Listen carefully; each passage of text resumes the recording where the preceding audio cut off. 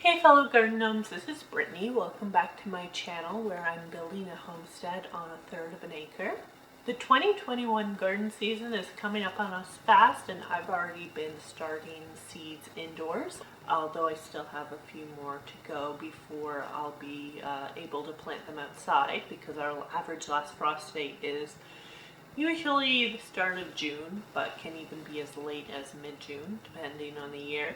But I thought this would be a great time to show you how I start my seeds. The footage that I'll be showing you is actually from last year, but I do still start my seeds the exact same way. Now you may be wondering why I'm in front of my kitchen sink, and that's because this is a very important part of the process, sanitizing my plug trays so that I'm not exposing my vulnerable seedlings to any bad microbes. If I was smart, I would have done this after I planted my garden last year, but I'm not, so here we are. I'm using an all-purpose cleaner here and filling my sink with hot soapy water. Now I'm going to submerge my plug tray and use a sponge to get into all the individual plugs so I can thoroughly clean every one. Once I finish with each one, I rinse it and then set it aside on a mat to air dry. After the plugs, I clean the tray that sits underneath. The plants may not have direct contact with that part, but I want to be as careful as possible since all it takes is one stray spore to decimate an entire tray of seedlings.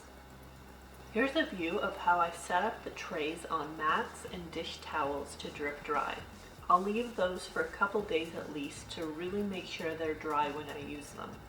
A few days have now passed and I've set up my island for seed starting. I have my tray set up. To my left is a container of seed starting mix, and towards the camera I've laid out my seed packets and labels in the order relative to the rows I'll be planting them in. You might notice that I have 2 labels for some packets. That's because I'll be planting 2 rows of those specific varieties.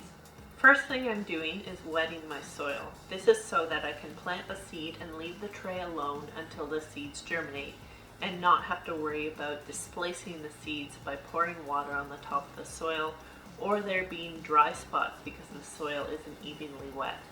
I want the soil just damp enough to clump but not soaking or soupy. Next, I just take handfuls of seed starting mix and spread it along the plugs. I'm not packing it in yet because I'll be poking holes for the seeds, dropping them in, and then sprinkling some soil over the top and patting it down.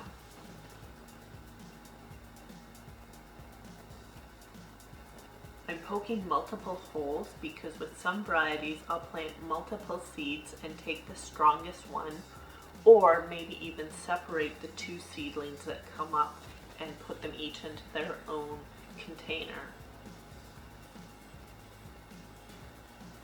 Once everything is planted, I take my trays to my seed starting rack. If you want to know how I built this for under $200, I'll link the video above. As you can see, I already have some seedlings that I had planted a couple weeks previously. My new seeds will be going on the bottom shelf with the heat mat. They won't need any light until they germinate, and by that time the seedlings above should be tall enough to move to the shelf above. I added a light mist of water just to make sure that the seeds have enough. Then added the clear greenhouse top, which just sits on top because of the plant markers.